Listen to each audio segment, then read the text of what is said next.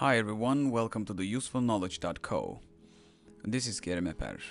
In this video, I will be mentioning some details about the Photoshop performance settings, and I'll be using Photoshop CC Adobe Cloud version.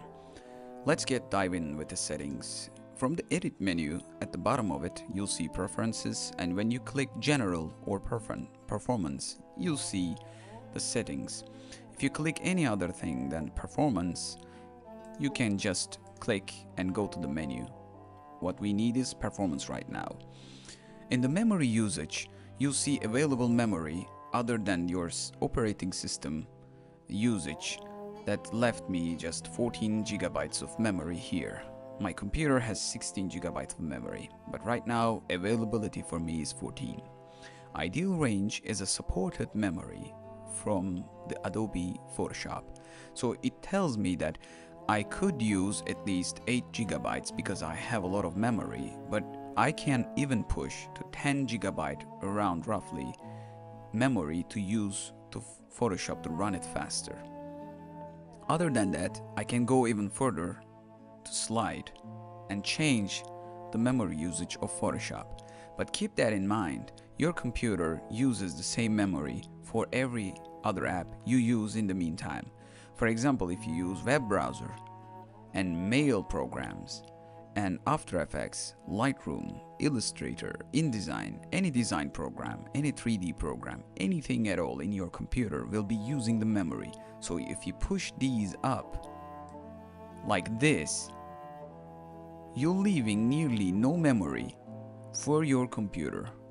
You will have some memory because Photoshop and system will not allow you to use all of it, but if you use like this or like this 97%, you're leaving nearly no memory for your system performance. Okay, don't push the limits, and you try to calculate what you need in the meantime. At least give 4 gigabytes of other RAM for the system usage, because if you don't, your computer will get slowed down, especially for Windows 7 and Windows 8 and etc. But if you're using Windows XP, you can maybe leave less than 4 gigabytes for system to use it, because older operation systems uses less memory than the newer ones. And for the Mac, it's a little bit of different because Mac OS systems uses less memory. So it depends on your system and operation system. So right now I will be leaving it like 70% around, and going to the second menu, graphic processor settings. Here you can see my graphic processor is from Nvidia and GeForce GT 650M, which is a mobile processor from my laptop. And if you do have this option available for you to click, that means Adobe supports your VGA card and GPU power. But if you don't see this area clickable, like grayed out, you probably don't have a VGA card, or you didn't install the latest driver of your card. So if you have a VGA card, use the latest driver from their website. And if you do have this option, as you can see, mouse over hover, description below, Photoshop uses a lot of effects. Photoshop uses your GPU power for a lot of things, for features like rotate view tool and bird's eye zooming tool, and enhancements like blur gallery, smart sharpen, and select focus, and many others. So this is, if you have an option like this, just click it, use it, because it will make Photoshop faster. In advanced settings, you can see drawing mode, basic, normal, and advanced. And if you push the advanced, as you can see the description, this mode uses the graphic processor at most intensively, which means if you don't have too much power on your GPU, don't push it too much. Like everything in life, keep it simple. I will be choosing normal because my GPU power is in the mid levels. I can even push it further, but I don't want to heat my GPU too much. From the history state menu, you can change the history states from here, and the cache levels and the cache tile size. This area is important. If you don't know what the history state is, if you click this button around here somewhere, it depends on your Photoshop version, you'll see states. When you open up a file, that's an history state. When you brush, when you stroke, when you add a layer, everything has an history state here. So until you save the file, you can go back and forth the states, the change that you want to undo, or go back and forth to see what the difference is. So more history state you use, more memory and more scratch disk, we'll be getting to that in a minute, you will be using if you push the history states more and more. But if you push the limits, if you make this number bigger, you'll see more history states and you will have more options. It is for safety, but it will reduce your performance. So keep that in mind, and I will be using something around 50. Cache levels is also important. As you can see, the cache levels 2 or higher for optimum GPU performance. The cache level depends on your GPU, so don't push it too much if you don't know what your computer is capable of, and leave it what Photoshop recommends. Don't push it too much. Cache tile size.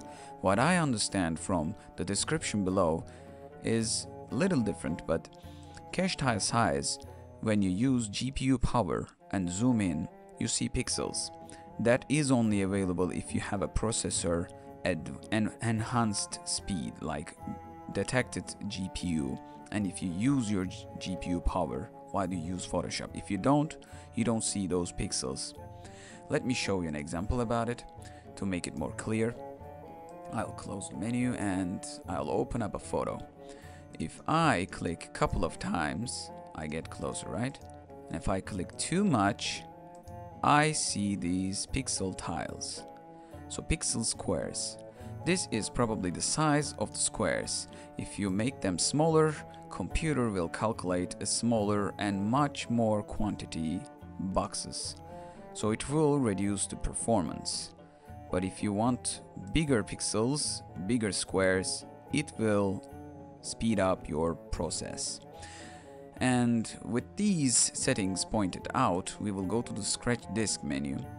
If you click the scratch disk, if you see it here, just click it. If you don't see it with Photoshop CS6 and 5, you'll be seeing it probably around here somewhere.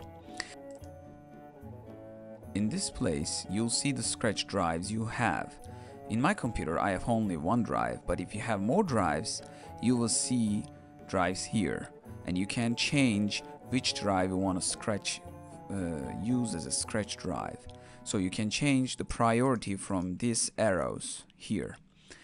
It's important that you have if you have more than one drive, please choose another drive than your regular operation system uses. Like Windows or Mac OS, choose external drive or any other drive than operation system, because your operating system will be using the same hard drive. Keep that in mind. Also, scratch file speed is important, because Photoshop will be writing files very frequently, because everything you do in history state in the file will be write down to the cache file, and it will be writing all the time when you do some stuff. So when your hard drive is fast, it will be faster. When your hard drive is slow, it will be slower. I can tell you that my hard drive is an SSD drive with 550 megabyte per second speed.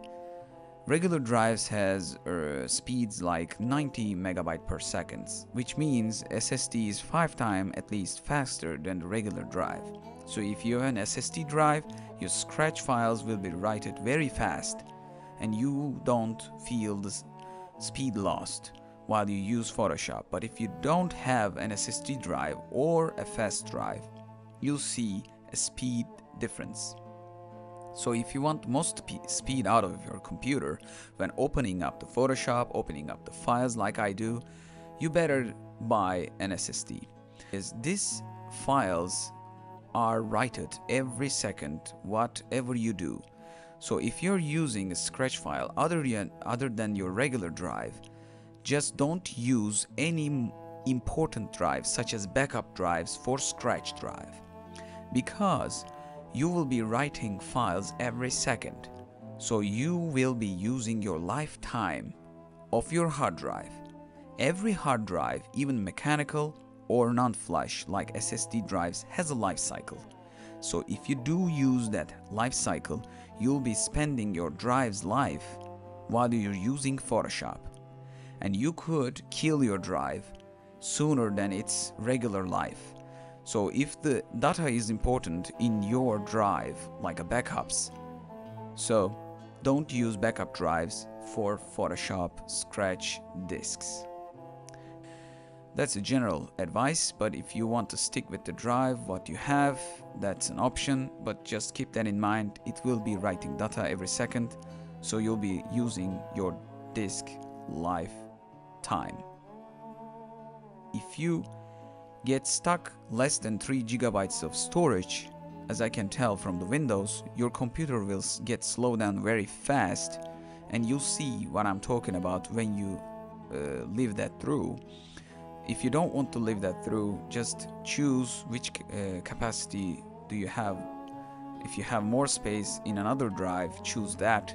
If you have less space, like only in a OneDrive, you should uninstall some stuff to create some Scratch file space, because if you're working on a file size like more than 1 gigabyte, like 5 gigabytes or 10 gigabytes, you'll be using like Scratch files such as 40 gigabytes maybe. So if your file size is very big, you'll need a Scratch file very big to contain all the data that your file is created by Photoshop. So you'll understand how much space you left will quickly drop when you're working on a huge file. Keep that in mind and tune up your Photoshop. You'll get the best performance out of it. And use the latest drivers and updates if possible. I hope this video gave you some idea about performance settings of the Photoshop CC. And see you in the next video. Please do subscribe. usefulknowledge.ko